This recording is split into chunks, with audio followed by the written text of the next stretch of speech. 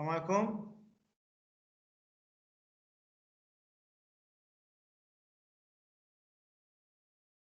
الو السلام عليكم كتسمعوني؟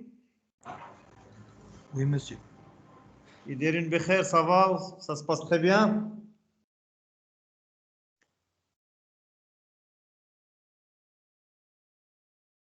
Est-ce que ça se passe très bien pour Très bien, merci monsieur. Très bien. Donc, on va continuer donc le cours sur la sûreté de fonctionnement du système industriel que nous avons commencé l'autre fois par une introduction. Cette introduction, entre autres, donc, qui a rappelé donc l'objectif de ce cours et les définitions de base. Nous avons parlé un peu l'autre fois de l'historique aussi, de l'évolution de la discipline de la sûreté de fonctionnement dans l'industrie. Vous voyez très bien, d'après ce que nous avons déjà vu, que la sûreté de fonctionnement est une discipline qui est très récente, en fait, donc qui a profilé en quelque sorte vers les années 90 du siècle dernier et la fin de la dernière décennie, la dernière décennie du siècle dernier. Maintenant, donc, il est un peu utilisé dans presque dans l'industrie. C'est une discipline qui est très très importante puisque donc nous allons esquisser en quelque sorte à travers cette discipline d'avoir un objectif de zéro faute, zéro rebut, zéro défaut. Donc, et ça se passe en fait dans tout le cycle de vie d'un produit ou d'un système ou d'une installation. Depuis en fait la conception et la conceptualisation jusqu'aux mises en rebut en passant en fait par l'opération en fait lorsque les systèmes sont en fonctionnement. Donc la sûreté de fonctionnement, donc généralement donc on peut l'utiliser dans une phase de conception pour un produit qu'on veut donc concevoir et mettre en œuvre. Aussi on peut l'utiliser pour une installation qui existe déjà.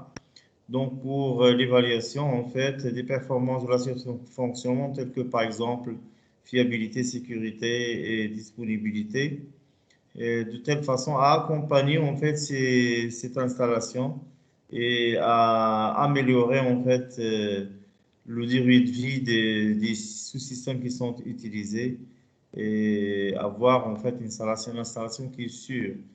Qu'il soit sûr en fait d'un point de vue safety ou bien d'un point de vue sécurité comme on a vu l'autre fois en effet. Donc nous avons aussi vu donc les attributs donc après avoir vu en fait les différentes définitions, nous avons vu en fait les attributs. Donc il y a 4 attributs qui sont très importants dans la sûreté de fonctionnement, donc la fiabilité, la disponibilité, la maintenabilité et la sécurité. Bien sûr, la disponibilité, ça englobe la fiabilité et la maintenabilité. Ça veut dire que si le système, bien sûr, n'est pas réparable, donc on ne peut pas parler de maintenabilité ni de disponibilité. La disponibilité sera tout simplement résumée à la fiabilité. R de T est égal à A de T. Mais si les systèmes sont réparables, alors c'est là que peut intervenir en fait tout simplement la maintenabilité. La sécurité, c'est un aspect qui est très très important.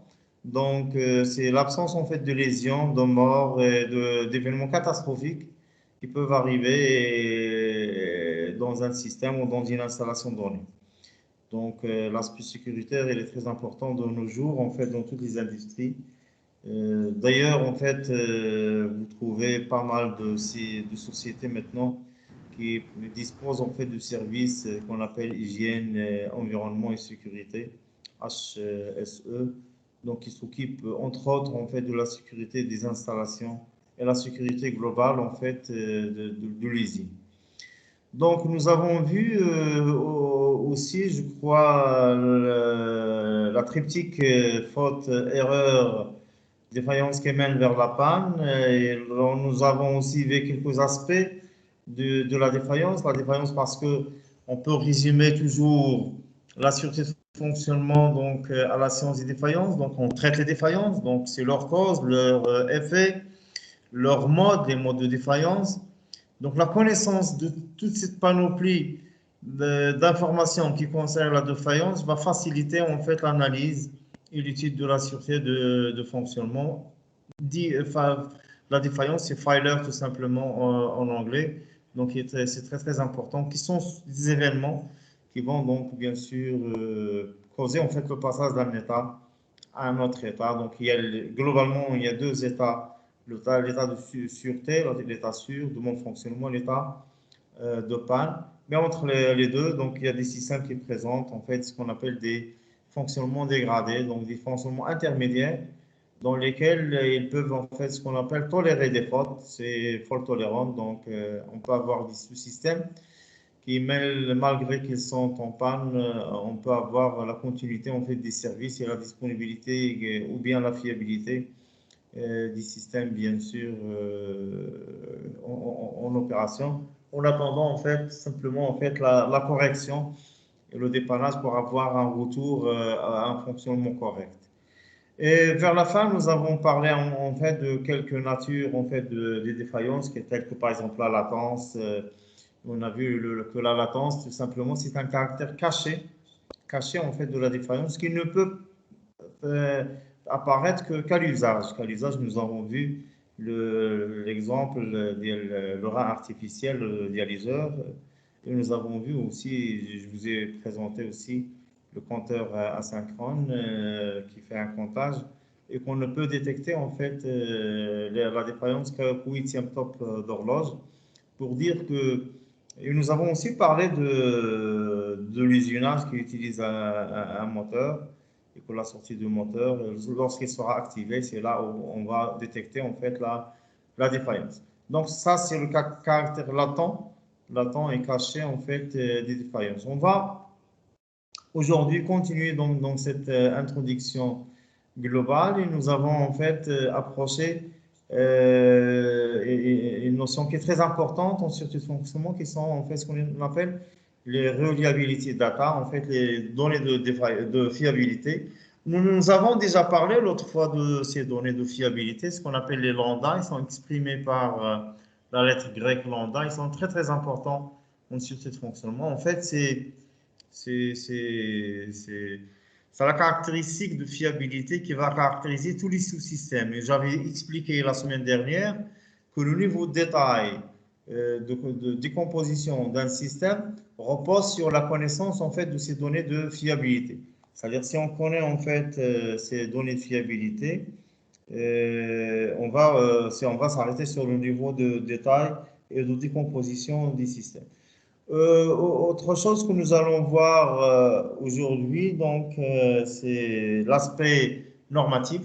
Nous allons traiter rapidement et voir la norme 61508, qui est une norme très très importante en fait en sûreté de fonctionnement et dans le système de sécurité donc industriel.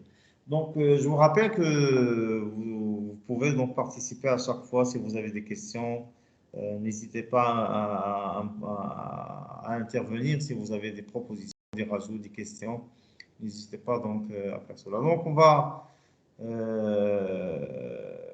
Donc là, on s'était arrêté en fait vers. Oui. D'après les définitions qu'on a vues la semaine précédente, je n'arrive pas à distinguer entre la science qui étudie la maintenance et la science de sûreté de fonctionnement. Parce qu'il y a une grande ressemblance dans les attributs qu'on a étudiés. Est-ce que c'est la même chose? Entre quoi? Entre la sûreté de fonctionnement et la maintenance? Non, non, non, non, non. Il y a il y a il y a, il y a une différence très, très importante. Ce n'est pas la même chose. Donc, peut-être parfois, il y a un rapprochement en quelque sorte entre la qualité et la sûreté de fonctionnement.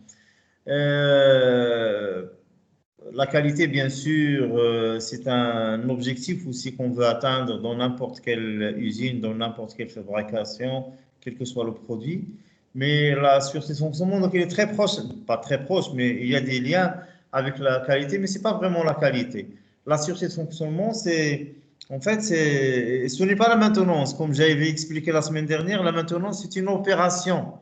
c'est une opération, donc il y a une différence sacrée entre maintenance et maintenabilité.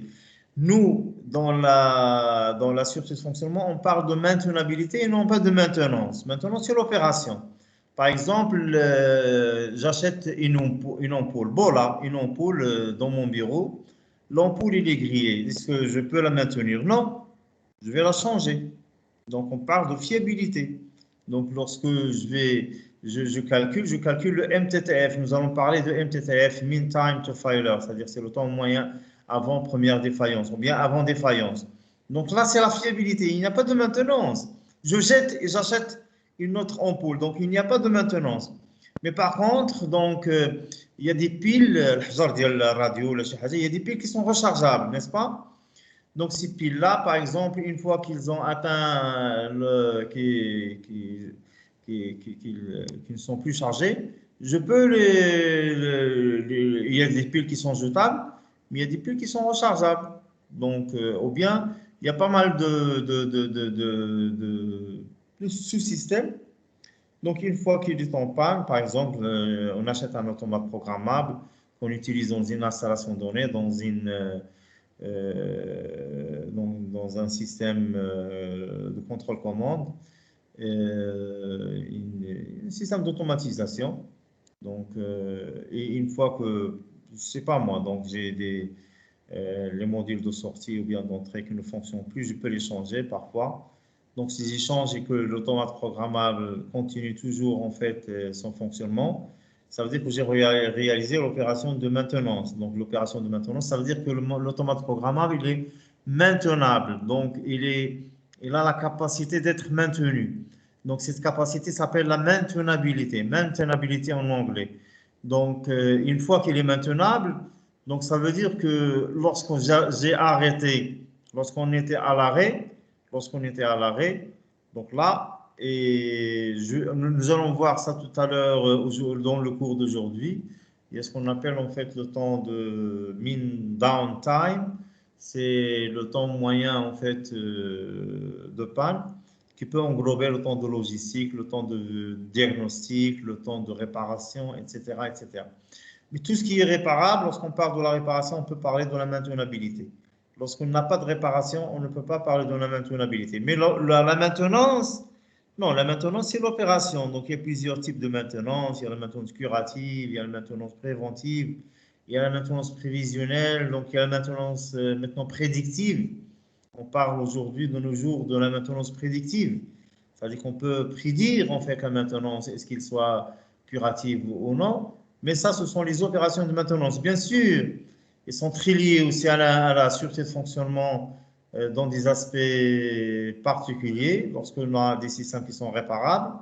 Et d'ailleurs, ce que nous allons voir dans les chapitres qui vont venir, nous allons voir, surtout dans le dernier chapitre de l'approche markovienne, qu'on peut, à travers donc parfois la fiabilité dynamique, en fait, pour les systèmes réparables, traiter ce qu'on appelle les différentes politiques de maintenance que peut choisir en fait une société donnée en fonction des investissements qui vont donc présenter ou élaborer pour la politique de maintenance. Donc, on peut, par exemple, si nous avons en fait 4 techniciens de maintenance, c'est pas la même chose que si nous avons 8 techniciens de maintenance. Donc, vous voyez très bien que, et aussi, donc, si l'installation elle est nouvelle ou bien l'installation est un peu vétuste, etc., etc. Donc, les politiques de maintenance peuvent être aussi traitées par la sûreté de fonctionnement. Donc, la sûreté de fonctionnement, c'est une notion globale. Hein, et la maintenance, c'est un peu particulier, donc, n'est-ce pas? Donc, j'étais un peu clair sur la question? Oui, oui, monsieur. Très bien. Mais de toute façon, Merci. lorsque nous allons voir les différentes méthodes de sûreté de fonctionnement, certaines d'entre elles, vous les avez déjà vues, mais nous allons voir d'autres aspects que vous n'avez pas vus dans ces méthodes-là. Je crois que vous allez, vers la fin, en fait, donc, esquisser un petit peu donc, la sûreté de fonctionnement euh, dans pas mal d'aspects. Voilà. Donc, on s'était arrêté l'autre fois sur la latence. Aujourd'hui, donc, nous allons, comme j'ai dit tout à l'heure, en fait, après avoir voir en dessous les paramètres de mesure. Les paramètres de mesure, en fait, c'est la fiabilité, la disponibilité, la maintenabilité, la sécurité. Comment va-t-on mesurer ces attributs? Et aussi, donc, nous allons parler, en fait, des moyens qui permettent de déterminer les différents temps, en fait, qui entrent en vigueur dans la sûreté de fonctionnement. Et surtout, nous allons avoir le MTTF, le MTBF et le MTTR. On va les définir et on va voir donc comment on peut les calculer. Mais généralement, donc, on utilise très souvent en fait les aspects stochastiques pour la détermination des différents paramètres, les différentes moyennes, les différentes durées. Donc, on commence en fait par la fiabilité. La fiabilité, c'est une probabilité, tout simplement. C'est la probabilité en fait que notre entité ne soit pas défaillante sur un intervalle donné. Donc, R de 0 est égal à 1 et lorsque t tend vers l'infini, c'est 0. Donc, la maintenabilité maintenant. La maintenabilité, comme j'ai dit, donc lorsqu'on parle de maintenabilité, on parle bien sûr de systèmes qui sont réparables. Donc, c'est une probabilité aussi pour l'entité qui ne soit pas défaillante à l'instant 0 et soit réparée à l'instant t. Donc, c'est le pouvoir, la capacité que l'entité soit réparée. Donc, c'est une probabilité. Donc là, dans les définitions, je vais être un petit peu rapide, excusez-moi, mais n'hésitez pas à m'interpeller si vous voulez, si vous avez bien sûr des questions, ou bien si vous voyez que des passages sont très très brefs ou très rapides. Donc, parce que ce sont des définitions. Et vers la fin, de toute façon, je vais vous envoyer en fait des documents en PDF qui résument en fait tout le cours que nous allons voir, nous allons dispenser en fait en sûreté de fonctionnement. Donc maintenant, la disponibilité. La disponibilité en anglais, c'est availability. Donc, c'est pourquoi on la met avec la lettre, on la représente avec la lettre alphabétique, la lettre de l'alphabet A. C'est une probabilité. La probabilité, ça ressemble. Malheureusement, en fait, il y a pas mal d'intervenants dans la sûreté de fonctionnement, ici au Maroc et parfois même et ailleurs, qui confondent fiabilité et disponibilité, et surtout dans l'industrie. Donc, généralement, donc, les gens parlent beaucoup de fiabilité alors que nous avons des réparations. Lorsque nous avons des réparations, il n'y a pas de fiabilité, on parle uniquement en fait de disponibilité. Donc, la disponibilité est égale à la fiabilité lorsque le système ne sont pas réparables et la disponibilité est toujours supérieure ou égale à la fiabilité. Pour la fiabilité, on parle d'un intervalle donné parce que juste après l'intervalle, donc il n'y a plus de fonctionnement, donc on jette. Alors que pour la disponibilité, on parle d'instant, d'un instant donné, c'est-à-dire qu'on peut à partir de cet instant réparer et retrouver en fait notre disponibilité. Donc il y a aussi ce qu'on appelle en fait la disponibilité instantanée à un temps t et la disponibilité asymptotique, nous allons voir aussi. Malheureusement, en fait, c'est aussi, donc, je vois pas mal dans les PFE, dans les intervenants de la sûreté de fonctionnement, des formules et des données qui sont relatives à la disponibilité asymptotique, qui donnent pour la définir tout simplement la disponibilité tout au court. Nous allons voir la formule très connue que le dernier chapitre, donc, qui est donc MTBF divisé par MTTR plus MTBF, ou bien MTTF divisé par MTTR plus MTBL, qui définit en fait pour un sous-système donné, alors que normalement c'est très restreint et c'est uniquement pour un sous-système. Alors que normalement on peut avoir des dispositions qui sont très variées sur les systèmes. Nous allons voir ça de toute façon dans les chapitres qui vont venir. Donc la notion contraire est appelée indisponibilité. Donc notez invalidabilité, donc c'est U en anglais. Donc la disponibilité, c'est aussi c'est une fiabilité. Maintenant, donc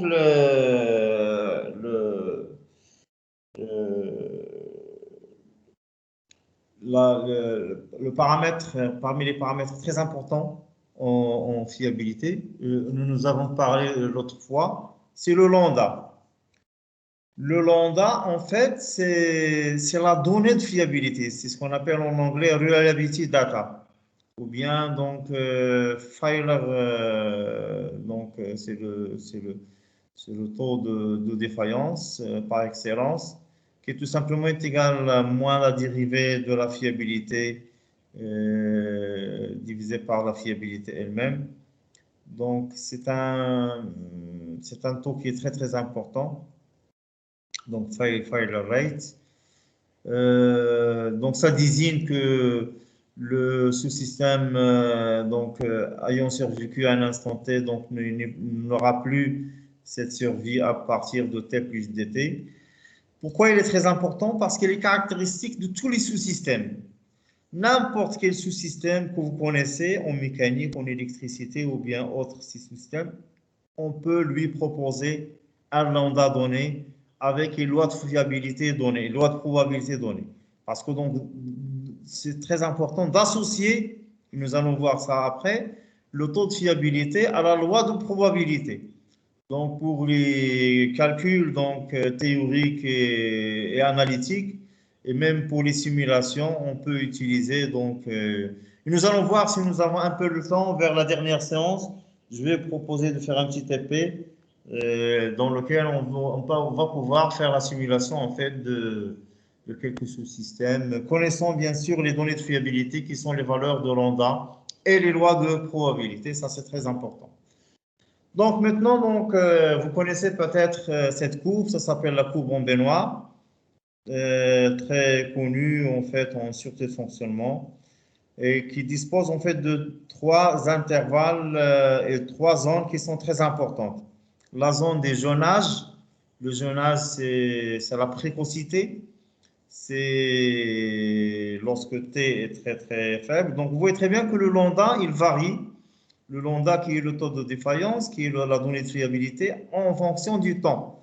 En fonction du temps. Mais nous, dans nos études, nous allons souvent utiliser en électronique en général et en génie électrique, nous allons souvent utiliser le taux dans la zone d'opération, dans la zone de travail, de bon fonctionnement. Donc, on va considérer assez souvent que le taux de défaillance est constant. Donc, la durée de vie utile pour nous, dans laquelle on va utiliser en fait la durée, le taux de constant. Et c'est approximatif, bien sûr, c'est pas tout, mais c'est très proche des études qui sont menées pour tous les éléments qui sont en général électroniques en génie électrique.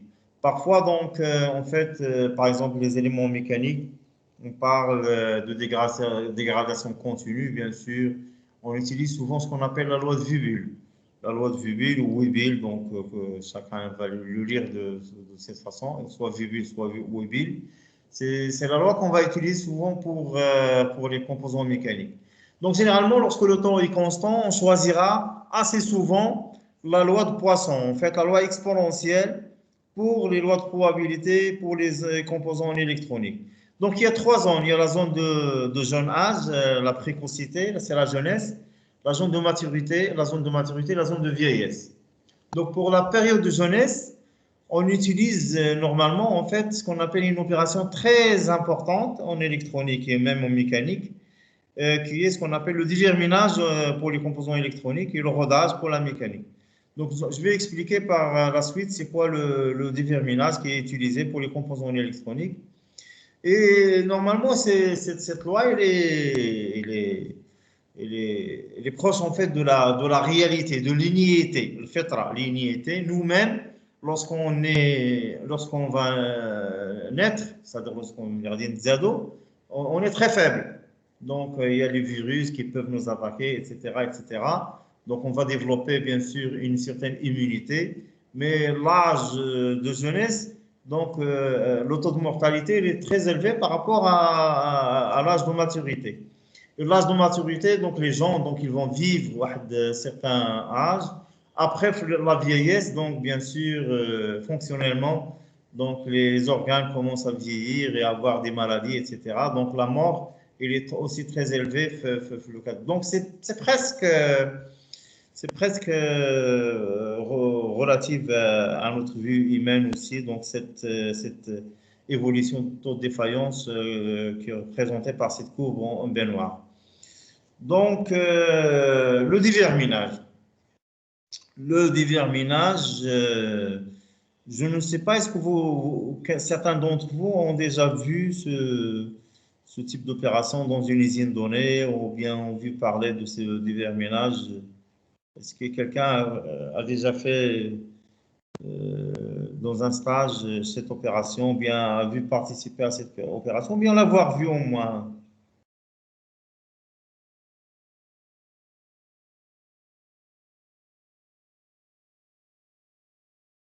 Est-ce qu'il y a un déverminage?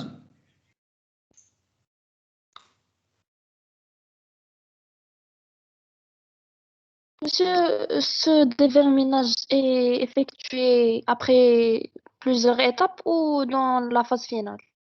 Non, non, non. Je pose la question بعدا واش فيكم شي واحد اللي سمع بهذا الديفيرميناج ولا شافوه في شي سوسيتي؟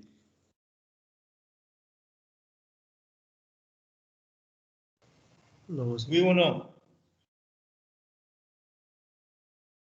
الناس اللي حاضرين معنا. Non, monsieur. Non, monsieur. Très bien. En fait, moi, j'ai eu l'occasion, lorsque j'étais étudiant à l'École nationale d'ingénieurs de Brest, j'avais fait un stage dans une société qui fabrique entre autres, des téléphones portables. Et les téléphones portables, en fait, donc il y avait des composants électroniques qui constituent ces téléphones-là. Ils seront placés dans des cartes électroniques. Ces composants électroniques, on leur fait subir, avant qu'ils soient connectés dans la carte, un test qu'on appelle le déverminage. Donc, ce test, c'est un choc en température qui va éliminer en fait ce qu'on appelle les défauts de jeunesse. C'est-à-dire qu'on va faire subir l'ensemble des composants électroniques, mais qui ne sont pas encore utilisés et implantés dans le téléphone portable. Ils sont encore des composants isolés. Donc, on leur fait subir ce test. C'est comme un échelon de température. C'est-à-dire qu'on passe d'une température très basse, négative, dans un climat très froid, et rapidement, يعني واش ما بقيتش عاقل واش المهم سي موان واش 30 ولا اكثر المهم des températures très froides vers des températures très chaudes في واحد laps de temps qui est très petit. Donc les composants seront stressés. كندوزوا le composant من واحد la température très très basse vers une température qui est très très élevée. Donc ce stress-là va montrer des faiblesses les composants. Une fois qu'on passe le déverminage, on passe ce qu'on appelle un test structurel. Avec le test structurel, qu'est-ce qu'il teste? Il teste le composant barré, il marche ou il ne marche plus. Les transistors, les circuits intégrés et tous les composants. S'il ne marche pas, donc ça veut dire qu'il n'a pas réussi à l'opération de déverminage. Donc on va le mettre au rebut. S'il marche, donc là, bien sûr, il va pouvoir peut-être donc connecter la carte et tester après pour la réalisation le téléphone portable. Donc, à l'opération, donc il y a pas mal de sociétés qui utilisent ce déverminage, en fait, qui permet en fait de détecter les défauts de jeunesse. Donc, il y a deux types de déverminage. Donc, le déverminage classique born-in, qui consiste à accélérer l'échelle de temps pour raccourcir la période de jeunesse. Et le déverminage AS, qui consiste à soumettre le composant ou la carte à des contraintes aggravées. Donc, il y a les contraintes ou bien le fait de raccourcir la période de jeunesse. Donc, l'exemple d'un arbre fruitier, مثلا un pommier, تفاحة, شجرة ديال التفاح. Le born-in consiste à accélérer le temps pour faire vieillir et tomber les fruits les plus fragiles. يعني كنديروا له واحد التيست مثلا باش نطيحوا les fruits les plus fragiles. Et l'autre méthode AS, à secouer l'arbre, donc l'arbre secoué, fortement pour faire tomber les fruits les plus fragiles. Donc les deux tests se font en fait pour déterminer les défauts de jeunesse. Donc ça, c'est ce qu'on appelle le déverminage. Le déverminage, c'est une opération qui est très, très importante. Avec le cycle en vie de la baignoire, le cycle de vie en fait des taux de défaillance.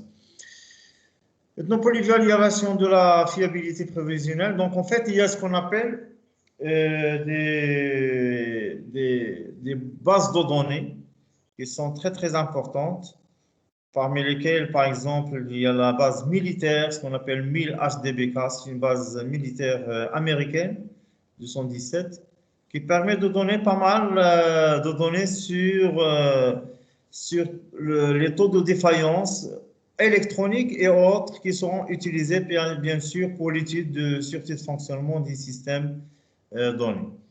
Donc, bien sûr, la période de jeunesse et la période d'usure doivent être très petites par rapport à la période de vie utile.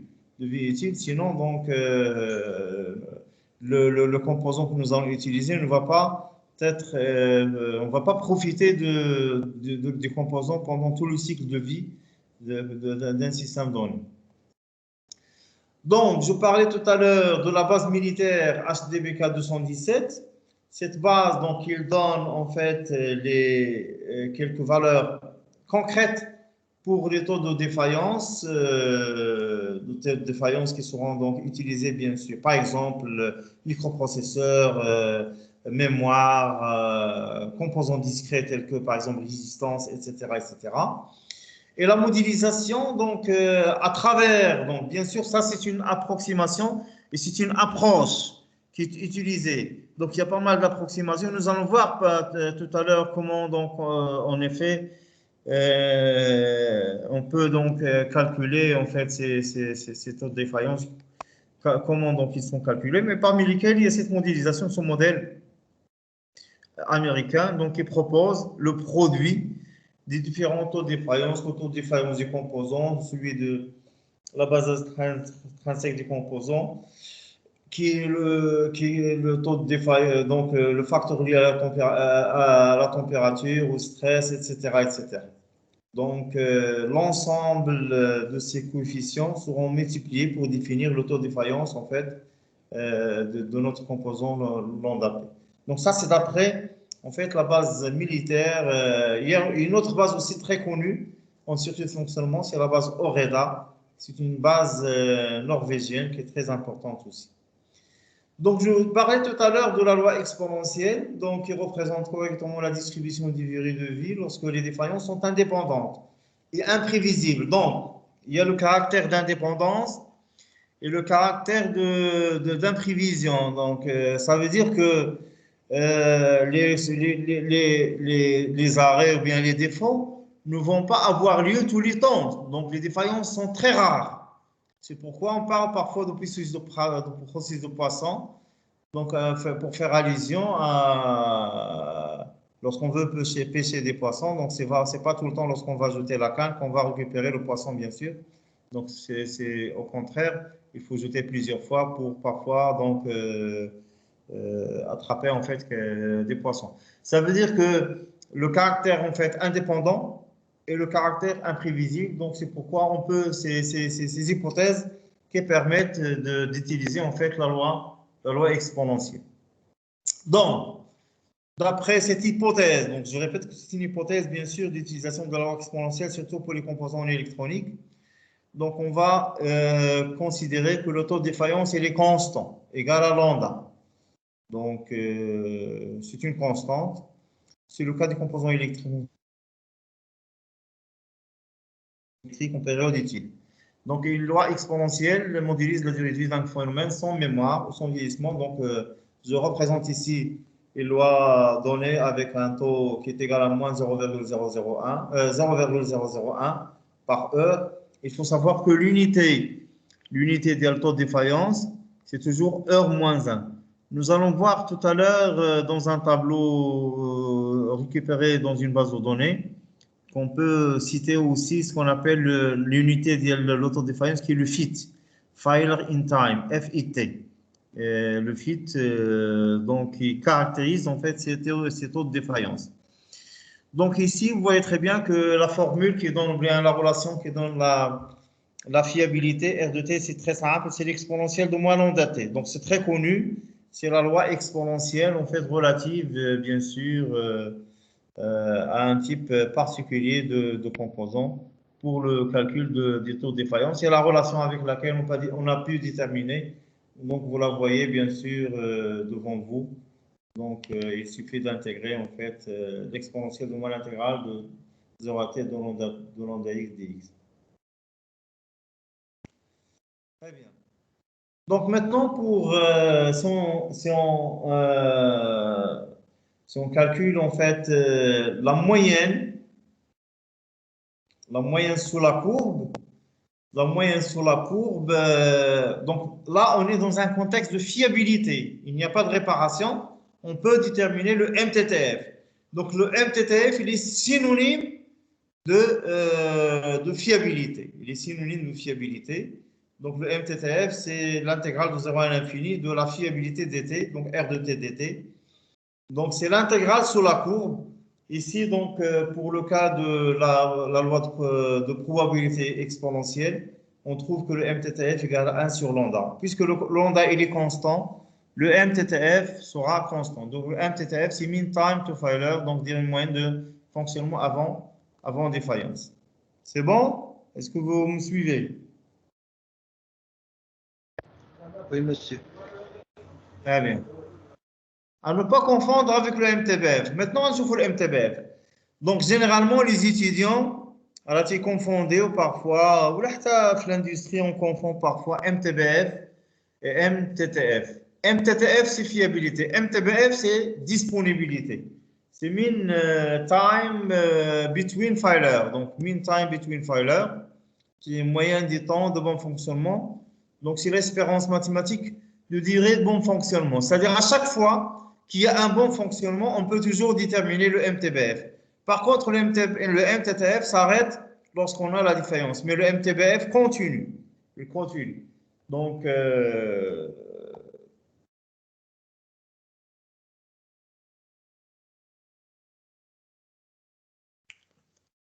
pas confondre aussi avec la durée de vie.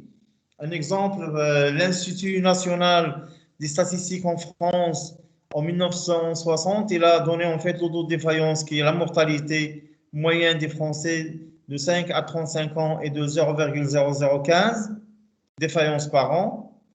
Donc, d'autre part, la durée de vie moyenne à l'époque était de 70 ans. Pourtant, l'inverse des taux de défaillance, c'est-à-dire le MTBF, est de 666 ans. Donc, vous voyez très bien qu'il ne faut pas comprendre durée de vie et MTTF et MTBF. Le MTTR. Le MTTR, donc, c'est mean time to recovery ou bien restorer, c'est restauration. Ça, c'est la réparation. C'est la durée moyenne de panne ou moyenne du temps pour la mise en état de fonctionnement. Donc, généralement, donc, on néglige l'arrêt, on néglige la logistique et le diagnostic. Et on utilise uniquement en fait le temps de réparation, surtout lorsque nous avons des routines qui sont très connues en fait dans des usines particulières. Donc on connaît par exemple pour une machine donnée, le MTTR est égal à 8 heures, celui-là est égal à 16 heures, celui-là est égal à 24 heures. Donc l'unité c'est l'heure et généralement c'est nous n'allons pas avoir un MTTR qui est à 3 mois ou 4 mois. On ne va pas tolérer des indisponibilités qui sont très élevées. Donc, le MTTR, c'est la moyenne du temps de réparation qui, normalement, doit être très petite, bien sûr. Bien sûr, donc, le MTTF, il est très supérieur à MTTR. Et si le MTTR est négligeable devant le MTTF, donc on peut comparer le MTTF à MTBF. Donc, le MTTR, on peut aussi donc, le déterminer en fonction de la maintenabilité comme l'intégrale de 0 à plus l'infini de 1 moins mt de t dt, bien sûr. Donc, on va pouvoir englober, en fait,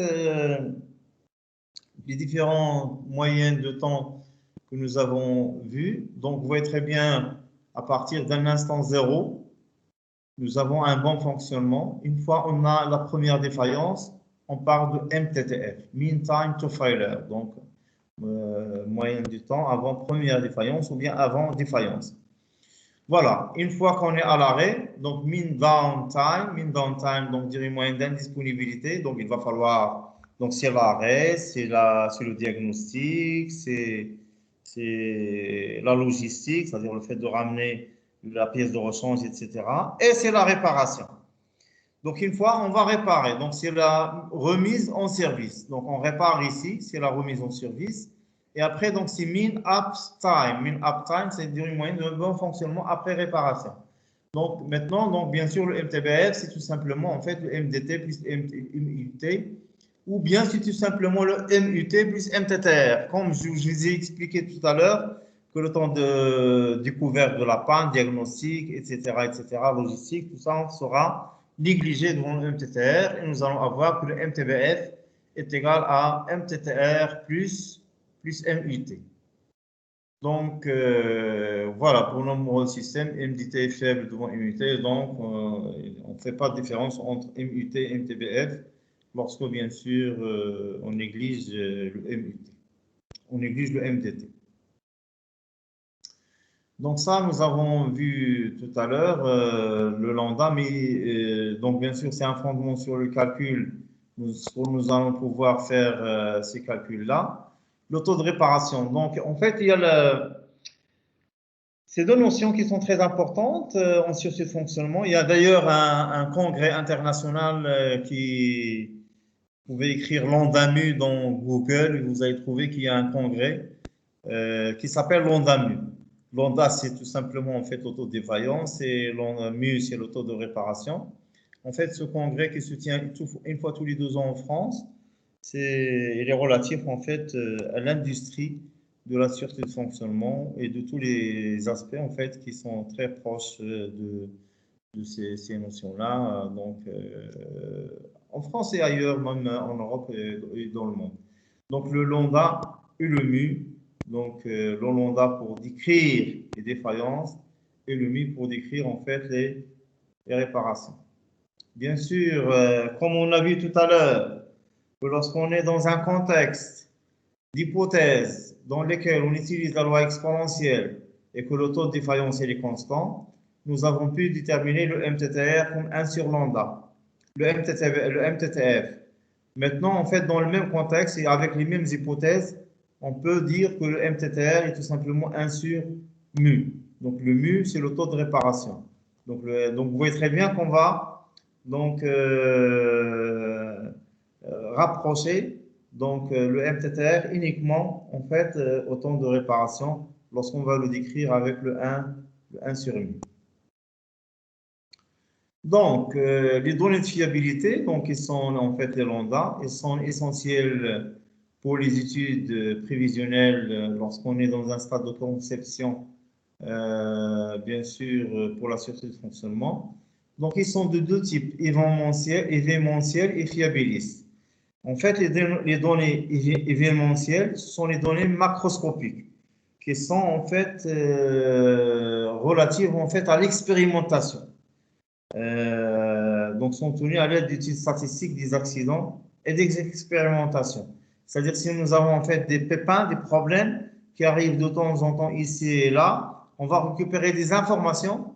Ces informations généralement sont macroscopiques parce qu'il y a un effet dévastateur qui a contribué par exemple à un accident donné, et on va récupérer ces données-là et on va pouvoir en fait déterminer en fait ces données-là.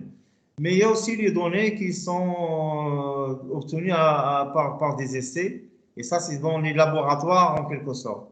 Donc ces données-là sont microscopiques.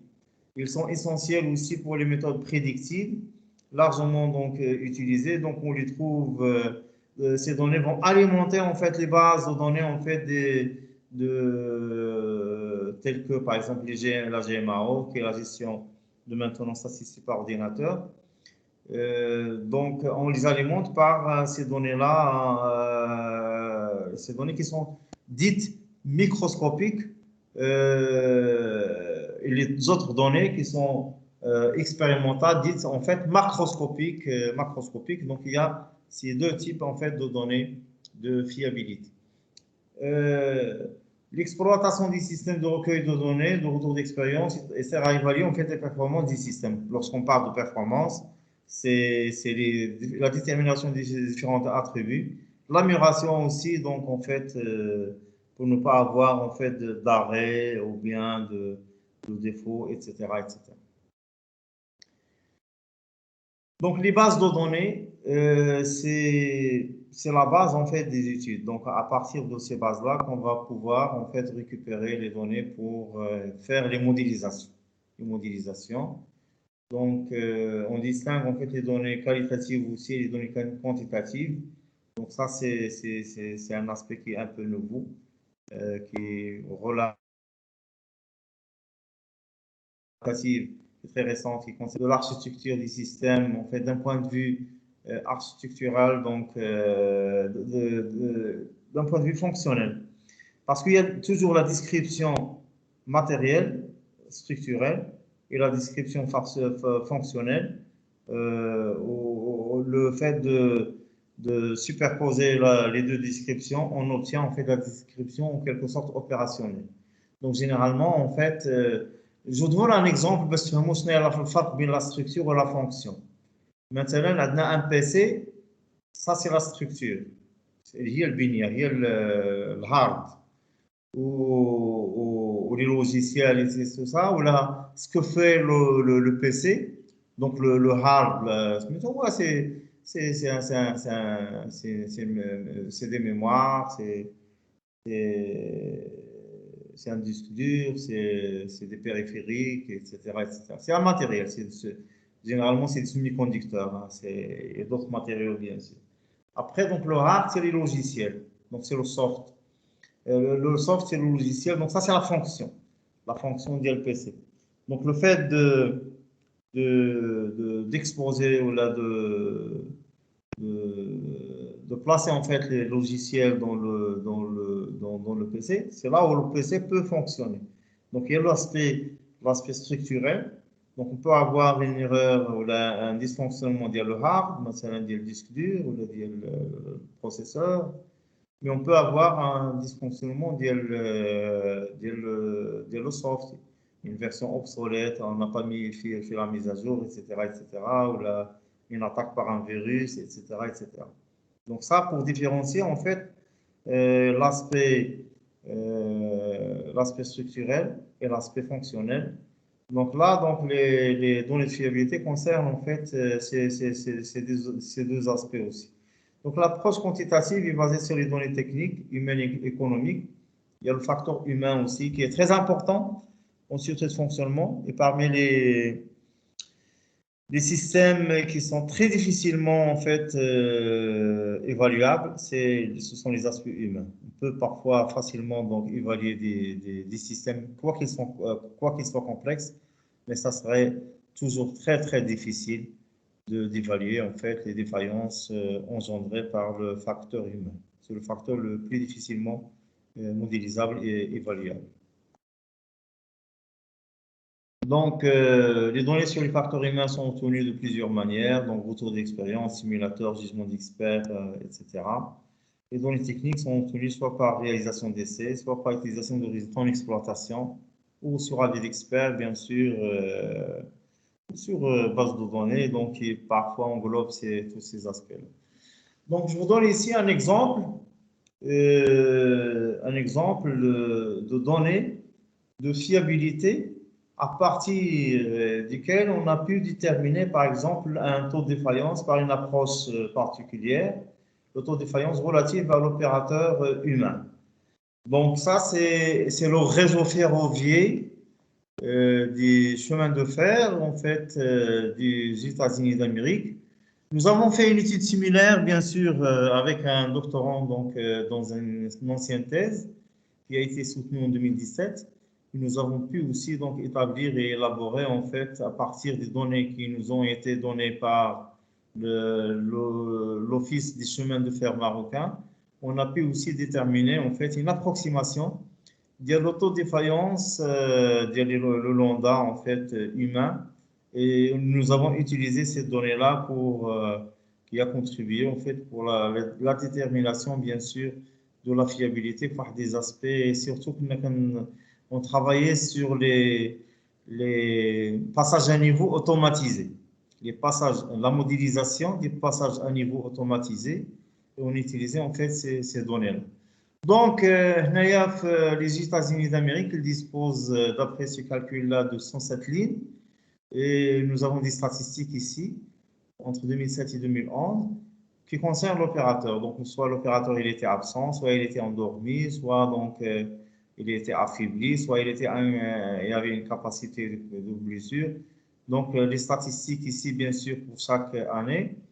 Et on a pu récupérer en fait ces statistiques divisé par 5 ans fois 107 lignes, et on a pu déterminer en fait l'autodéfaillance de l'opérateur avec cette approche. Il n'est pas exhaustif, on n'était pas très, mais c'est proche, ça donne un indicateur quand même sur cet aspect-là.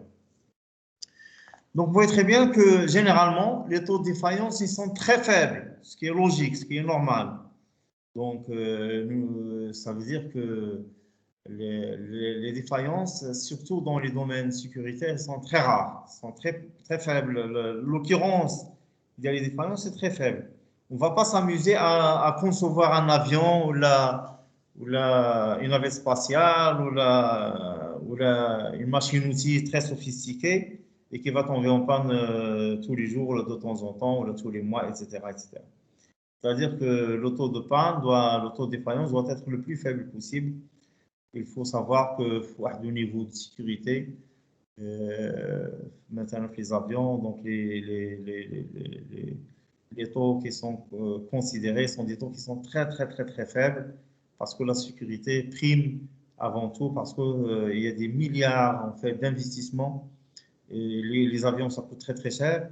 Mais il y a aussi, et plus important que ça, ce sont les vies humaines qui prennent en fait cet avion-là. On ne va pas risquer en fait d'avoir des accidents.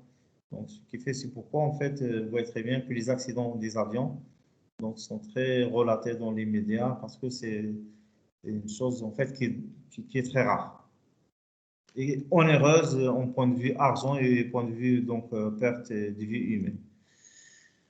Donc, une collecte efficace des données donc, de retour d'expérience est nécessaire et doit inclure en fait les données de fiabilité matérielle et les données permettant ultérieurement de caractériser l'efficacité des équipes chargées de la mise. En fait, le retour d'expérience est très important pour la sûreté de fonctionnement pour permettre d'élaborer en fait les différentes bases de données qui alimentent les GMA. Donc, on va voir maintenant comment on peut faire des estimations de ces données de fiabilité. Donc, il y a plusieurs. On a vu que donc il y a les expériences, les retours d'expérience, les avis d'experts, il y a les bases de données. Donc, si les données des retours d'expérience sont collectées avec précaution, il est possible alors de caractériser la sûreté de fonctionnement d'un composant par les paramètres suivants. Donc, on a un composant, donc on peut calculer l'autodéfaillance en fonctionnement, l'autodéfaillance à l'arrêt. Donc, vous allez me dire c'est quoi la différence entre l'autodéfaillance en fonctionnement et à l'arrêt. Parfois, nous avons un type de redondance. La redondance, j'avais expliqué la fois dernière que la redondance, c'est le fait d'accomplir une fonction ou une mission par deux moyens qui sont différents ou qui se ressemblent. Et on a en fait ce qu'on appelle la redondance active et la redondance passive. Ça veut dire que je peux, par exemple, dans ma chambre, avoir deux ampoules qui sont alimentées en même temps. Donc, les deux ampoules, ils font la même mission. Si l'une tombe en panne, j'ai encore de la lumière. Ça veut dire, c'est un niveau dégradé de sûreté de fonctionnement. C'est un état dégradé. Je n'ai pas la même intensité de lumière, mais je n'ai pas dans l'obscurité. Je ne suis pas en pink à 100%. Donc ça, c'est un type de redondance. Un autre type de redondance à l'arrêt, c'est ce que j'ai expliqué l'autre fois. Par exemple, c'est le groupe électrogène qui permet d'alimenter en fait une maison ou une situation donnée en électricité. Donc le groupe électrogène va rester à l'arrêt tant qu'on ne l'a pas sollicité. Donc une fois qu'il est sollicité, mais à l'arrêt, avec le groupe électrogène, il peut ne pas travailler. On l'utilise pour précaution. الله يحفظ إلا قطعوا لنا مثلا الضوء مثلا شي واحد كيلكان عنده مثلا قزار ان بوشي عنده ثلاجه في الصيف تيخدم والصيف كتكون لا تمبيراتور تري تري زيلفي ويل دوا غاردي مثلا لا فيوند في الريفريجيراتور دونك ولكن ما كاين هو في واحد لا زون ولا واحد لا ريجيون ولا واحد المدينه اللي كيكونوا لي كوبور ديليكتريسيتي تري فريكونت. Donc, il doit utiliser au secours avec le groupe électrogène. Donc, avec le groupe électrogène, une fois qu'il a قطعوا الضوء, يقدر يجي يقلبو يلقاه ما خدامش parce que il a eu une défaillance à l'arrêt. C'est possible. C'est la roue de secours ديال الطوموبيل.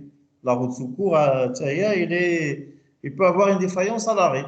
تقدر تجيها شي défaillance, donc une défaillance. Ou l'autodéfaillance à la sollicitation. L'autodéfaillance à la sollicitation, c'est par exemple avec le groupe électrogène qu'on a sollicité pour la première fois, il y en a qui étaient en panne. Donc il n'a pas eu une défaillance à l'arrêt, mais il a eu une défaillance à la sollicitation.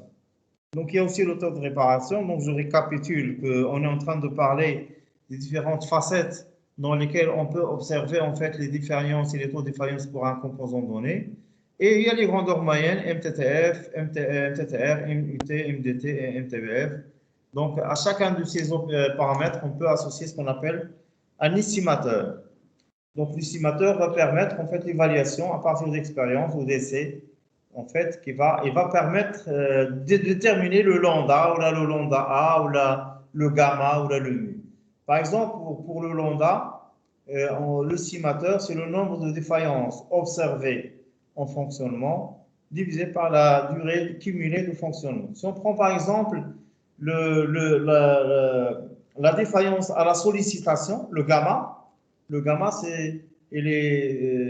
donc on peut donc l'estimer par le nombre de défaillances observées à la sollicitation divisé par le nombre de sollicitations, etc. Donc ce sont des moyens avec lesquels ces estimateurs, on va pouvoir déterminer par l'expérience et par les essais, déterminer en fait, donc tout simplement en fait, les différents taux de défaillance et aussi par l'utilisation d'outils probabilistes tels que un outil que vous connaissez, que vous avez peut-être déjà vu, c'est le maximum, c'est l'approche du maximum de vraisemblance. Donc on va pouvoir déterminer ces estimateurs.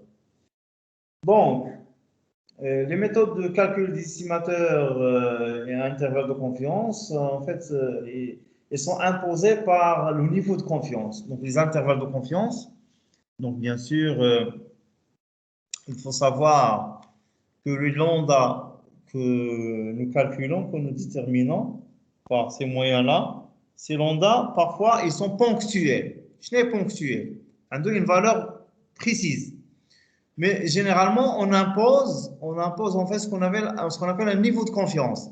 C'est-à-dire qu'on impose une tolérance, la tolérance, bien sûr, pour ne pas avoir des valeurs ponctuelles, parce que pour avoir une plage dans laquelle peut varier en fait la fiabilité ou bien les différents moyens qui expriment en fait la sûreté de fonctionnement, MTTF, etc., etc. Donc, et c'est pourquoi généralement on trouve en fait pour les lambda en fait une valeur dans un intervalle donné. Il y a même des études qui se font en fait qui font proposer des intervalles pour définir et calculer la fiabilité vers la fin dans l'intervalle de confiance donné. Donc, soit on peut en fait propager en quelque sorte ces intervalles-là, soit il y a des méthodes qui sont très utilisées, telles que par exemple la logique floue. On peut utiliser la logique floue pour dire que nous ne savons pas exactement la vraie valeur de notre taux de défaillance, mais il existe dans une distribution triangulaire ou trapézoïdale, ou bien, etc. Ou bien on peut utiliser aussi en fait les réseaux de neurones ou d'autres types en fait de paramètres qui permettent d'estimer, d'avoir une estimation en fait de notre taux de défaillance, qui permettent vers la fin bien sûr d'estimer la fiabilité. Donc il y a pas mal de méthodes qui utilisent en fait ce qu'on appelle aussi les données en fait épistimiques, donc ils vont permettre en fait de déterminer ou de tenir compte de ce caractère incertain et imprévu des taux de défaillance. Donc, il y a aussi des méthodes, d'autres méthodes telles que l'approche bayésienne qui permet aussi, à partir de la connaissance d'autres paramètres, de calculer de nouveaux paramètres. La modélisation que nous avons vue tout à l'heure, qui est le produit. Je vous rappelle la modélisation, il y a la base américaine militaire HDBK 217. Là, parfois, donc, les jugements d'experts, donc, je répète, la modélisation de Schnorr-Bella, c'est le produit des différents paramètres intervenant dans un sous-système donné qui permet en fait de donner le taux de défaillance du composant. Donc, pour l'estimation des lois maintenant de fiabilité ou bien des lois de probabilité. Donc là, c'est la donnée. C'est la donnée elle-même, le lambda. Le lambda, ce lambda-là va suivre une loi de probabilité. Bien sûr, il y a la loi normale, loi normale, loi de virgule, loi de Poisson, loi uniforme. Donc, il y a plusieurs lois donc, statistiques qui permettent d'approcher en fait le fonctionnement d'un sous-système donné. Donc, deux cas se distinguent. Soit la loi de fiabilité elle est connue, il s'agit alors d'estimer les paramètres, soit au contraire, ni la loi ni les paramètres ne sont pas connus. Dans ce cas-là, on adopte la démarche suivante. On va sélectionner une loi a priori au départ et on va en fait identifier les paramètres de ce qu'on choisit et on va faire une vérification sur les hypothèses a posteriori pour voir est-ce qu'on ne s'est pas éloigné sur les paramètres que nous avons fixés. Donc ça, c'est ce qu'on appelle en fait la loi de fiabilité, bien sûr. Bien sûr, là, on parle à un niveau très évolué, très poussé. Mais sinon, pour les utilisateurs finaux, on peut utiliser directement en fait, le taux de fiabilité avec la loi qui est connue. Par exemple, pour les composants électroniques, c'est la loi exponentielle. Donc, d'ailleurs, si on aura le temps, comme j'ai dit tout à l'heure, et on fera le TP, nous allons sélectionner pour chaque composant la loi qui va correspondre, bien sûr. Donc, les bases de données, j'ai parlé des bases de données donc, qui sont évolutives. Il y a la base OREDA, c'est une base norvégienne, Offshore Reality Data. C'est une base très importante, la base militaire HDVK. Il y a d'autres bases aussi, bien sûr, qui permettent de donner ces fiabilités. Par exemple, ici, des données de fiabilité qui sont obtenues à partir de la base militaire américaine. La valeur de lambda est souvent donnée donc, en fit, Filer in time. Un fit est égal à 10 puissance moins 9 par heure. Vous voyez très bien ici une panoplie de quelques exemples. La résistance, par exemple, une résistance de 0,25 watts de puissance, donc c'est 0,1 fit. Vous voyez très bien qu'à chaque fois qu'on va avoir un composant plus compliqué, si on prend par exemple un processeur, 486, c'est un ancien composant, bien sûr. C'est 500 fits, une mémoire RAM de 4 mégas. 4 mégas, bien sûr, on ne parle plus maintenant, sauf pour des utilisations particulières en électronique. Mais généralement, maintenant, on parle de gigas, bien sûr, de gigabytes. Bytes, c'est octets. C'est un fit. FPGA, par exemple, sont des composants qui sont dédiés, spécifiques. C'est 80 fits, le PLC c'est l'automate programmable, donc 6500 fits, etc., etc. Donc vous voyez très bien que les bases de données vont permettre de donner ces possibilités d'avoir en fait le failure rate, donc le taux de défaillance qui est dont une fiabilité très importante. Donc, ce sont des valeurs ici ponctuelles, mais parfois, donc, on spécifie en fait les niveaux de confiance et les intervalles de confiance, c'est-à-dire qu'on a un encadrement de ces composants, et bien sûr, on spécifie aussi la loi de fiabilité qui correspond à chaque composant. Est-ce que ça va avant de passer à la normalisation? Est-ce que vous n'avez pas de questions sur les taux de défaillance et les données de fiabilité?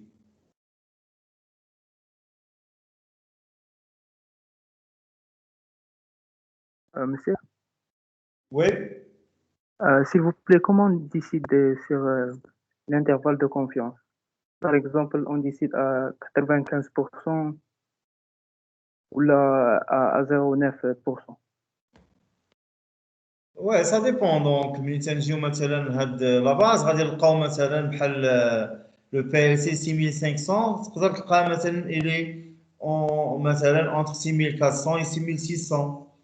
Donc, ça veut dire que l'autodéfaillance, il est compris entre ces deux intervalles. Donc, il y a bien sûr, مثلا sans parler مثلا ديال l'autodéfaillance, si on prend par exemple les résistances ديال 1 quart de watt, 0,25 watts, mais comme tu نشريو les résistances, تنشريو les résistances avec des tolérances. وتكونوا فيهم واحد لي كولور، واحد لي كود كولور. هذاك الكود كولور ديال ريزيستانس كيعطينا جينيرالمون كيكون عندنا دو توليرونس، سوا واقيلا جبو وحده بالذهب مذهبه والاخرى بالفضه يمكن، المهم اللون دوغي و ارجونتي، وحده كتكون فيها 5% وحده 10%. دونك في لا فابريكاسيون دونك اون استيم كو هذه لا فالور اللي كاينه فيها راه عندها ان كونفيونس حتى ل 5% صادير ديرور، والاخرى فيها جوسكا 10% ديرور. Maintenant, pour l'autodéfaillance, bien sûr, chaque composant va avoir un intervalle de confiance, il fait un pourcentage donné, ou 5%, ou la qal, ou la hadi, et la akhiri. Ou là, parfois, comme j'ai expliqué tout à l'heure, donc, on peut avoir parfois donc, des méthodes qui sont très spécifiques, qui utilisent en fait cette non-connaissance, l'estimation de l'autodéfaillance, il y a l'incertitude, ce qu'on appelle le fait de tenir compte de l'incertitude sur la valeur. Donc, il y a deux aspects les défaillances. Il y a l'aspect aléatoire et l'aspect incertain. L'aspect aléatoire, l'aspect aléatoire, la différence qui peut exister, comme j'ai expliqué dans le premier cours, entre une défaillance systématique et une défaillance aléatoire. Une défaillance systématique, c'est le fait, par exemple, d'avoir une faute de programmation. Donc, automatiquement, nous allons avoir le programme qui sera faux, ou bien une faute de fabrication. Donc, ça, c'est une faute préméditée en quelque sorte. C'est systématique. Systématiquement, nous allons avoir Par contre, le caractère aléatoire, c'est le caractère accidentel. Sur le caractère accidentel, on peut acheter par exemple une télévision, peut-être donc c'est l'usure, c'est ça en fait le caractère aléatoire. Mais le caractère incertain, l'incertitude, c'est pas le caractère aléatoire, c'est la non-connaissance. La valeur مثلا ديال l'autodéfaillance, ولكن on est incertain. ما عندناش la confiance فيها واش هي اكزاكتومون في هذه لا فالور ولا في هذه لا فالور ولا في هذه لا. دونك كنحاولوا لو كاركتير انسيرتان، كنحاولوا نعطيو واحد لانترفال دو كونفيونس باش كنقولوا ها فين غتقدر تكون لا فالور. سي بون؟ اسكو سي كلير ان بتي بو؟ Ah oui, monsieur. C'est le fabricant qui décide, qui sait la valeur réelle de l'intervalle de confiance. En fait, c'est les utilisateurs en fait. كما قلت لكم كاين دي باز دو دوني. Les bases de données, donc en fait, c'est le fiabiliste, c'est le concepteur qui va en fait estimer et approcher en fait pour un sous-système donné et généralement pour une installation donnée. Là, généralement, on parle d'installation. Donc, c'est le concepteur, c'est le fiabiliste qui va donc approcher ces valeurs-là. D'accord, monsieur. Merci. Merci. Donc, est-ce qu'il y a d'autres questions? Sinon, on passe rapidement à la normalisation. J'ai parlé l'autre fois de l'aspect normatif. C'est un aspect qui est très important. Je vous invite, de toute façon, Inch'Allah, dans votre carrière, à بزاف ديال les normes de métier. كل واحد غادي يدير واحد le métier donné. Vous n'allez pas faire normalement le même métier. Donc, pour chaque métier, il y a plusieurs normes de métier. Et si vous essayez d'être très attentif ou de prendre du temps les normes parce qu'ils sont très très importantes. Si vous maîtrisez parfois des normes, vous pouvez donc avoir les clés, les atouts pour l'industrie donnée ou un produit donné. Donc,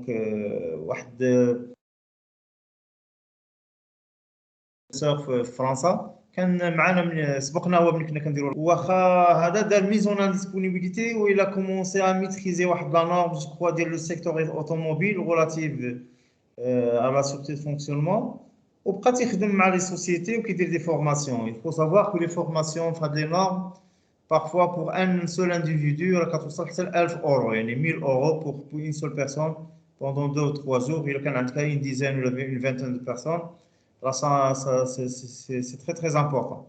Donc, à l'aspect normatif, très utile, très important, surtout dans le monde dans lequel nous vivons maintenant. Maintenant, on ne va pas fabriquer sans faire référence à une norme donnée, bien sûr. Donc, voilà. Donc, la sûreté de fonctionnement, ils fonctionnent en fait les sous-systèmes employés, donc les taux de défaillance, fiabilité, etc., mais de la manière de les mettre en œuvre. Donc, avec laquelle ils vont coopérer, ça vient dire les normes. Donc, la mise en œuvre des ressorts des concepteurs du système et la normalisation a pour effet d'homogénéiser les produits, de faire donner les spécificités en fait de chaque composant. J'ai parlé la semaine dernière de la CEI, la Commission électrotechnique internationale qui siège en Suisse. Donc, la CEI elle est très très importante sur le domaine de la génie électrique, ou la sûreté de fonctionnement aussi. Donc, c'est une institution très ancienne et très importante. Et là, quand on a la distribution de normes d'unités de mesure, notamment le GOST, le Hertz, le Weber, depuis assez longtemps en fait, à la norme. L'établissement des normes a pour objectif de faciliter les échanges dans le monde en supprimant les barrières techniques. Qu'est-ce qu'on a dans la référence donnée et d'assurer la qualité des produits, garantir l'interopérabilité des produits du système. Mais quand on a un réseau terrain, parce que قريتو شويه واقيلا العام اللي فات لي ريزو لوكو اندستريال كتلقاو شاك فورنيسور عنده واحد لو ريزو انتيلويب بروفيبوس etc ولكن est-ce qu'ils sont interopérables? Parfois c'est interopérable, c'est-à-dire que lorsqu'on change l'opérateur on peut toujours avoir un bon fonctionnement du système. Et le stade qui est plus évolué et plus difficile à atteindre, c'est l'interchangeabilité, c'est-à-dire que pour les mêmes opérateurs, on peut interchanger les différents opérateurs. Mais déjà, donc, le fait de garantir l'interopérabilité, c'est une chose qui est très très importante à travers ces normes-là. Contribuer à la sécurité dans l'installation et l'utilisation, contribuer à la protection de l'environnement et à la qualité de vie. Donc, ce schéma maintenant que vous voyez désigne en fait, en quelque sorte, les limites dans lesquelles vous allez pouvoir travailler dans un process donné. Par exemple, lorsqu'on prend un process, donc on va le concevoir d'une manière plus ou moins sûre et on va installer un système de conduite et de surveillance. Ce qu'on appelle en fait, il y a le système automatisé, par exemple, une partie opérative, partie puissance, partie opérative, partie commande. Partie opérative, c'est la partie puissance, partie commande, c'est la partie qui utilise en fait un système de contrôle-commande ou le système d'automatisation, système automatisé, il y a des capteurs, actionneurs, ou les automates, etc., ou autres moyens avec lesquels on peut réaliser en fait la partie qui est de traitement. ولكن كاين واحد d'autres types de systèmes اللي هو اللي كنخدموا عليه في la sûreté de fonctionnement, ce sont les systèmes de sécurité. Donc les systèmes de contrôle commande ou les systèmes de sécurité. Donc par exemple les systèmes de sécurité qui ont de basic process control system. Donc ce sont les systèmes de contrôle et de surveillance des process. Vous voyez très bien, donc, le process qui est des barrières de sécurité, mais il y a des systèmes de sécurité. Si par exemple il y a un problème qui arrive et on n'a pas pu, si on peut le résoudre à partir du process, sinon, tu as au niveau de la conduite et surveillance, sinon tu as au niveau de la prévention, dispositifs de sécurité mécanique, alarme, suivi d'action, etc. Sinon, tu as au niveau de la protection, dispositifs de sécurité mécanique, autres moyens de réduction, etc., etc. Et là, ça veut dire que le domaine de la sûreté de fonctionnement, là, donc il y a un incendie ou donc c'est le site, donc les moyens de secours de le site, ou là, de la préfecture. Donc il y a plusieurs niveaux, en fait, qui concernent la sûreté de fonctionnement dans une installation donnée. Donc aussi, donc il y a pas mal d'enjeux. Je vous ai dit donc qu'il y a des services maintenant dans les sociétés qui se rapportent à l'hygiène, sécurité, environnement. Par exemple ici, donc une source de United Kingdom, la Grande-Bretagne, donc une source de HSE, et on montre que les problèmes qui peuvent arriver dans les systèmes automatisés. Donc, un pourcentage très, très important, les 44% à la spécification. Donc, les spécifications, c'est la conception. Et monte à 15%, donc design et réalisation, etc., etc. Donc, nécessité de concevoir, réaliser, opérer, maintenir. Ce qui est très important ici, la courbe en camembert, ce qu'il faut retenir, c'est qu'il peut y avoir des problèmes dans tout le cycle de vie d'un système donné, même dans l'installation, dans la maintenance, dans l'opération, dans les modifications après, par exemple les revues. Donc il y a l'analyse des risques, ça c'est une étape très importante. L'élaboration en fait même de la norme que nous allons voir, la norme 61508, où il faut choisir comment on peut analyser le risque avant d'utiliser en fait la norme pour venir à bout en fait de ces risques qui peuvent arriver dans n'importe quel moment. Donc la norme 61508, c'est la norme qui se résume à la sûreté de fonctionnement du système de sécurité. Donc cette norme a révolutionné le monde de la sûreté de fonctionnement. C'est une norme qui est très récente, hein, qui n'est pas très très ancienne. Elle a une vingtaine d'années donc il a intégré les activités de sûreté de fonctionnement dans le cycle de vie de développement. La norme est relative au système, ce qu'on appelle le système électronique, électrique, électronique et électronique programmable, qui sont dédiés à des systèmes de sécurité, mais c'est des systèmes de contrôle-commande. Donc, nous avons un système de sécurité. Il y a parfois, مثلا, comme un exemple, la voiture, donc les airbags, ou même parfois, les voitures, SRS, l'airbag, c'est-à-dire Safety Related System, donc système relatif à la sécurité. L'airbag, quand est-ce qu'il marche, quand est-ce qu'il travaille, il est opérationnel? C'est Allah il a qu'un accident. Donc l'airbag ne va pas fonctionner tous les jours. نقدروا نشريو طوموبيل نستعملوها 20 ans ولا 30 عام et في هاد 30 عام jamais l'airbag ne s'est déclenché. Donc c'est possible. Ça veut dire que l'airbag il est censé marcher, fonctionner lorsque nous avons un pépin, lorsque nous avons un problème, lorsque nous avons un accident. Donc c'est un système de sécurité. Donc, on a la norme 61508, les systèmes de sécurité.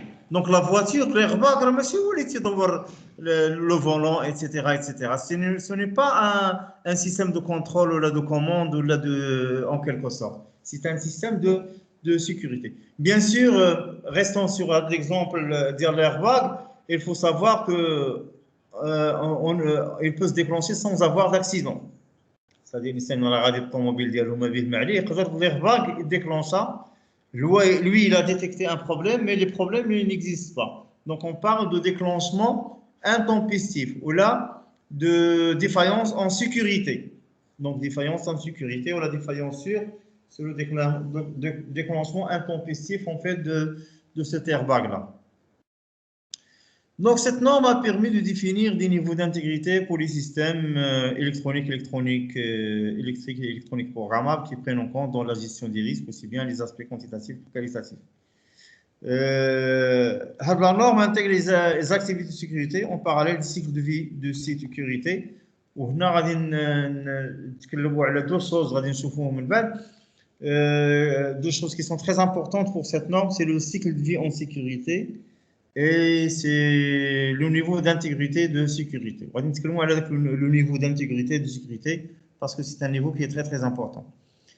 Donc ces systèmes-là sont utilisés pour exécuter des fonctions liées à la sécurité. Les systèmes, en fait, les PES, les Safety Electronic Programmable System. Systèmes électroniques programmables PES, donc sont utilisés dans tous les secteurs d'application pour exécuter les fonctions non liées à la sécurité, mais aussi de plus en plus souvent liées à la sécurité. Maintenant, donc, l'objectif de l'utilisation de cette norme, c'est la réduction des risques. C'est-à-dire, ça ne suffit pas le schéma qui est le risque existant, brut initial, il faut revenir à le risque tolérable, le risque résiduel.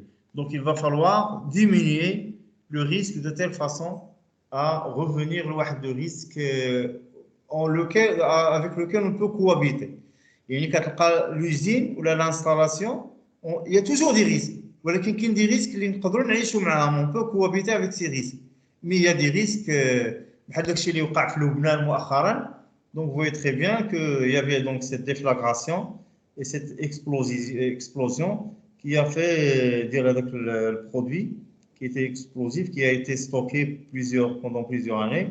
Donc, le choc et il y avait plusieurs morts, plusieurs dégâts.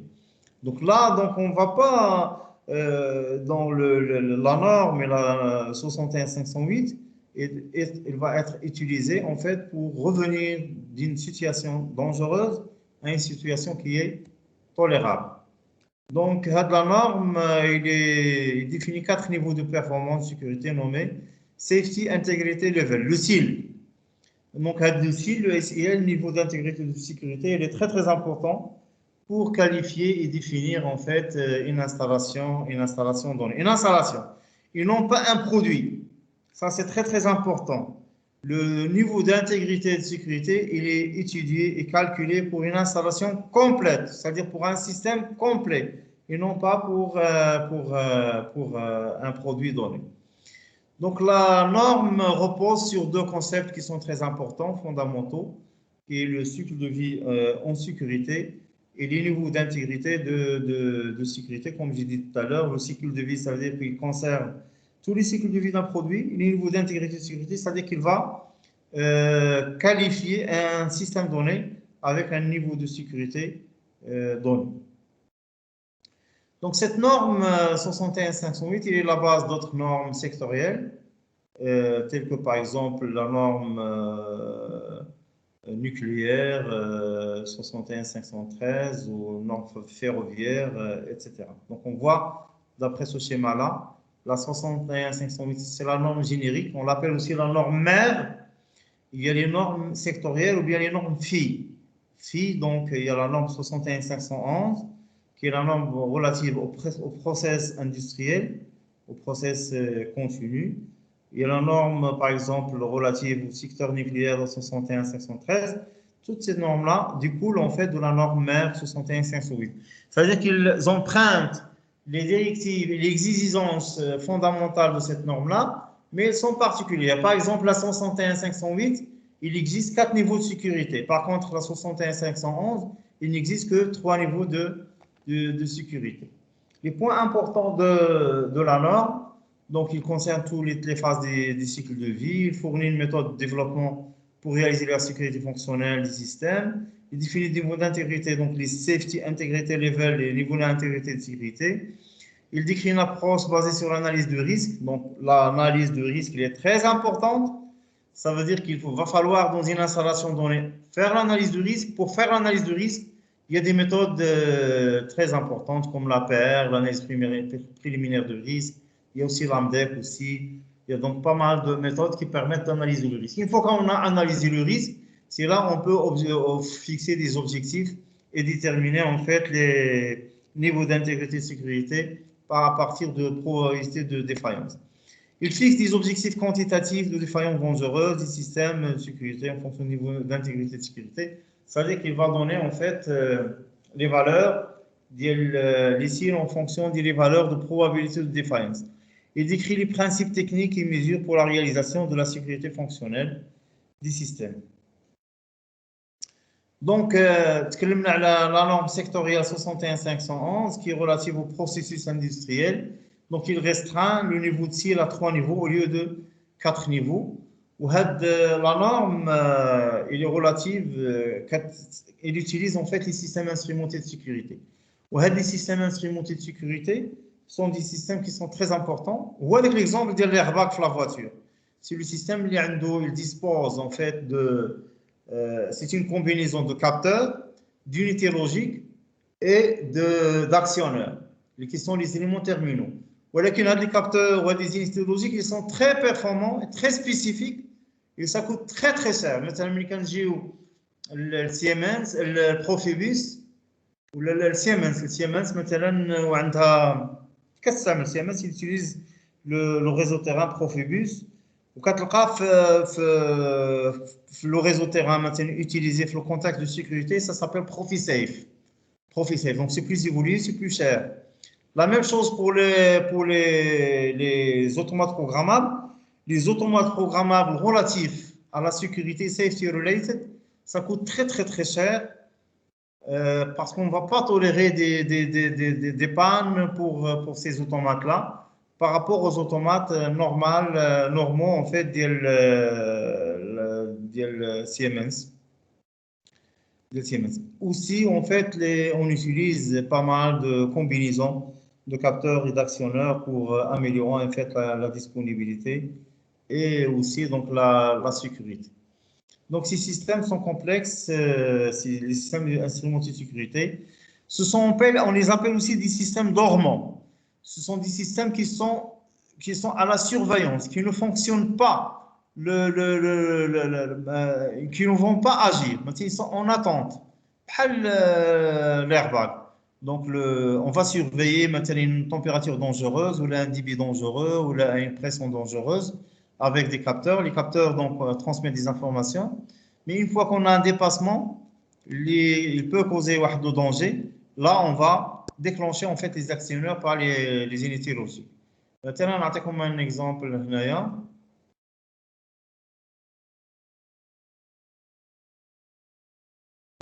Donc, un exemple d'une installation ici, un tank de pression dans lequel on a placé en fait 3 capteurs de pression, pressure transmetteur, et 2 unités logiques L1 et L2, et 2 éléments finaux. Donc ça, c'est un exemple de système instrumenté de sécurité qui a pour objectif de réduire les risques à un risque tolérable et garantir la protection des équipements et des personnes et des biens de l'environnement, bien sûr. Donc, le système instrumenté de sécurité, c'est quoi? C'est tout simplement un système de... C'est pas un système de contrôle commande, c'est un système de sécurité relatif à la sécurité. Donc, les عنده des capteurs, des unités logiques, des actionneurs. Donc, ces systèmes-là nécessitent une source d'énergie extérieure. Donc, c'est la source d'énergie de l'automatisme. On retrouve toute une partie de différentes pour constituer des chaînes de sécurité. Donc, on peut en fait réaliser plusieurs fonctions de sécurité avec le même système instrumenté de sécurité. Plusieurs capteurs ou actionneurs peuvent être reliés à une même unité de traitement. Toutes les combinaisons de capteurs, d'unités de traitement et d'actionneurs sont exigées pour accomplir des fonctions de sécurité. Pour la fonction de sécurité, par exemple, ici, on représente deux fonctions de sécurité. Donc, il y a la fonction et il y a le système. Comme tout à l'heure, lorsque j'ai expliqué la différence entre la structure et la fonction. La CIF1, Safety, donc Instrumented Function numéro 1, protège la température du processus et fait fermer une valve d'isolement en cas de dérive de température. Par contre, la CIF2 donc peut être considérée comme une barrière de protection fonctionnelle lorsque le système considéré il a donc un problème de débit, par exemple, c'est la CIF numéro 2. Par exemple, c'est la protection des niveaux ou bien la protection des débits. Donc, l'analyse de risque se résume bien sûr à réduire le risque du risque résiduel, du risque dangereux à un risque tolérable, donc des risques des procédés qui en rouge au risque tolérable ou résiduel, pour se placer dans la zone ALARP. C'est quoi la zone ALARP? As low as reasonably practicable. C'est la zone dans laquelle le risque est tolérable si sa diminution n'est pas possible ou si les coûts augmentent plus que les avantages obtenus. Donc, c'est ça, en fait, le risque est acceptable si on obtient une amélioration. Donc, on passe de l'espace intolérable à l'espace tolérable ou à un espace acceptable. Bien sûr, la notion de raisonnable considérée, donc, en particulier au coût lié à la réduction et le risque ratio gain obtenu. Donc, il faut avoir un investissement. Et aussi, donc, les législations, les normes, comment on interprète les normes. Donc, tout ça, ça rentre en fait pour définir cette zone-là. Et ici, donc, je donne une classification, je vous présente une classification des risques. C'est une présentation, mais vous pouvez vous y inspirer dans votre futur professionnel, bien sûr, parce que c'est très important pour qualifier en fait les différents risques. Par exemple, pour la probabilité, il y a fréquent, probable, occasionnel, peu fréquent, improbable, non crédible. Et pour les classes de risque, conséquences catastrophiques, critiques, marginales, négligeables. Et on peut définir, vous voyez très bien, 4 classes de risque. La classe 1, c'est le risque qui est intolérable. La classe 2 et 3, ces zones sont la zone alarme qu'on a définie tout à l'heure. Et la classe 4, c'est la zone d'acceptabilité qui est en vert, bien sûr. Donc, voilà, donc, le niveau d'intégrité de sécurité, en fait, c'est ce que j'ai appelé tout à l'heure. En fait, on a 4 niveaux dans cette norme, 4, 3, 2, 1. Ils sont définis par des intervalles de probabilité. Ils sont plutôt définis aussi par les facteurs de réduction de risque. Donc, le niveau 4, c'est le niveau le plus élevé. C'est-à-dire que nous avons une réduction des risques qui est très, très importante, entre 10 000 et 100 000. Le niveau le plus faible, c'est le CIL 1, c'est réduction de risque de 10 à 100. Si dans une industrie, nous avons un niveau de CIL 0, ça veut dire que si on ne peut pas réduire le risque, si le risque réduit est inférieur à 10, donc c'est un niveau 0, ça veut dire qu'on ne peut pas appliquer tout simplement la norme. Donc ça, c'est en fait deux types de modes de fonctionnement à la sollicitation ou bien au mode continu. Je termine par cet exemple. Donc, pour l'évaluation des CIL, d'après la norme 62.061, donc il y a donc la sévérité, il y a la fréquence, il y a la probabilité, il y a la probabilité d'évitement et la classe de risque. Par exemple, nous avons donc un facteur 3 pour la sévérité, donc puisque donc la conséquence est permanente et on a le risque de perte des doigts dans une machine donnée. Donc ça, c'est la norme relative aux machines, bien sûr. La fréquence, par exemple, on a qualifié que la fréquence est de 4 parce que la fréquence, elle est supérieure à un jour et inférieure à 2 semaines, donc c'est dans cet intervalle donné.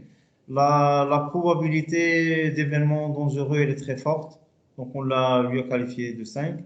et la probabilité d'évitement, il est impossible, il est de 5. Si on somme la sévérité, la fréquence, la probabilité d'évitement, on trouve une classe qui est égale à 14, qui correspond donc à la classe de 14 à un cil bien sûr de 3, d'après le tableau. Donc l'utilisation du tableau aboutit à un niveau de cil 3 attribué au système de sécurité destiné à traduire ce phénomène dangereux donc particulier. Donc bien sûr, une fois qu'on a à travers donc généralement l'analyse de risque. Donc c'est l'analyse de risque qui permet d'attribuer le niveau de sécurité. Une fois le niveau de sécurité attribué, donc là on peut déterminer en fait à partir de la norme le système de sécurité qui va être utilisé pour atteindre cet objectif-là de sécurité. Voilà, donc il y a aussi des limites de la norme, c'est que en fait il y a pas mal de formules mathématiques qui sont très difficiles à comprendre et à utiliser et à prospecter. Donc il n'est pas parfaite, bien sûr.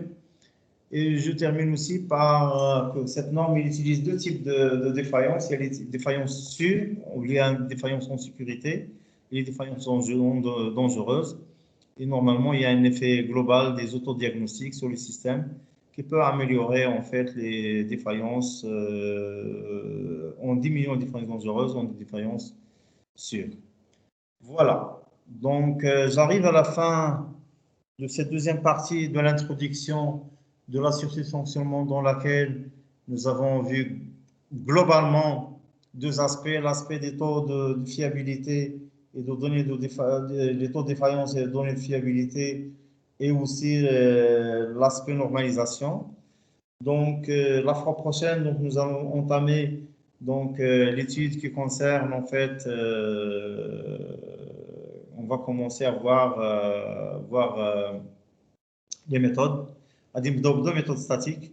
غادي نشوفوا la méthode ديال لي زارب ديفايونس، نشوفوا بعدا la méthode diagramme de fiabilité, la méthode de défaillance، وغادي نشوفوا من بعد la méthode de l'approche Markovine.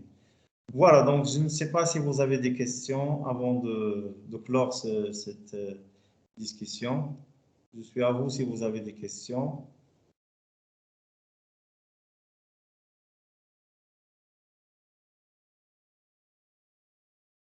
De toute façon, je vais vous fournir, Inch'Allah, par la suite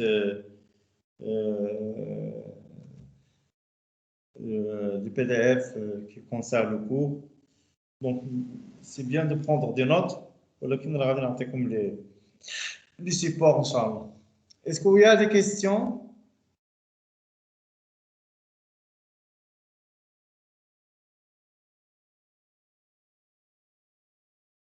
C'est bon, il n'y a pas de questions, on peut arrêter la diffusion? Oui, monsieur. Donc, je vous remercie pour votre attention. Je reste toujours à votre disposition si vous avez des questions, bien sûr. Et j'espère, comme j'ai dit la fois dernière, qu'on retourne au présentiel. Ça serait mieux. Donc, Inch'Allah, j'espère que la suite se passera dans le présentiel. Et je vous invite aussi à travailler. ما غاديش نقدروا نشوفوا حنا كاع les méthodes, ما غاديش نقدروا نشوفوا toute la discipline. C'est une technique et une discipline qui est très importante. Où actuellement, مثلا, il y a pas mal d'aspects qui sont relatifs à l'intelligence artificielle qui peut donc utiliser avec la sûreté de fonctionnement. بس إلا الواحد عنده l'intelligence artificielle ou la sûreté de fonctionnement, il ira très loin en ce moment parce qu'il y a pas mal de donc ces gens-là sont très convoités parce que normalement ملي كنتكلموا على l'intelligence artificielle مثلا ملي كنتكلموا على les voitures autonomes une voiture autonome donc c'est une voiture qui كتساق بوحدها donc qui roule toute seule donc عندها un pilote automatique. ولكن le côté sûreté de fonctionnement il est très présent, les accidents, les risques, etc. Donc il y a ces aspects-là. وكنت واحد البنت كانت معنا وكانت مشات لفرنسا دارت واحد ستاج وخدمات من بعد على une thèse avec Peugeot sur les panneaux ديال circulation ملي كتلقى 60 ولا 80 في الساعه ولا 100 ما خصك تتجاوزها، وكيكون لا فواتور اوتونوم كيديتيكت سي بانو لا، وخصها تتاكد واش هذاك البانو صحيح ولا ما صحيحش، باسكو لا فواتور il conduit toute seule باش واش تنقص من السرعه ولا ما تنقصش. Donc vous voyez très bien que les aspects de la sûreté de fonctionnement actuellement sont très importants, surtout lorsqu'on les utilise avec l'intelligence artificielle. Donc essayez de bien sûr améliorer donc les connaissances d'IALCOM, c'est très très important. Monsieur. Oui. Monsieur, j'ai déjà eu l'occasion خدمت في السيلف درايفن كار ديال لوتونوموس فييكول، وكنت ديجا زعما قريت في ايزو ديال 26 ديال السيلف درايفن كار، و الديفلوبمون ديال الاركيتكتور ديال السيكوريتي ديال لي فييكول اوتونوم. زعما الا كانت زعما لا بوسيبيليتي دي فوا لقيت شي حاجه ولا هكا واش نقدر زعما نسولك ولا؟ مرحبا جي، الا كان شي حاجه نشوفوا داكشي ان شاء الله. Merci monsieur. Voilà. Donc je vous remercie donc beaucoup et à la semaine prochaine, Inch'Allah. Salam alaikum. D'accord.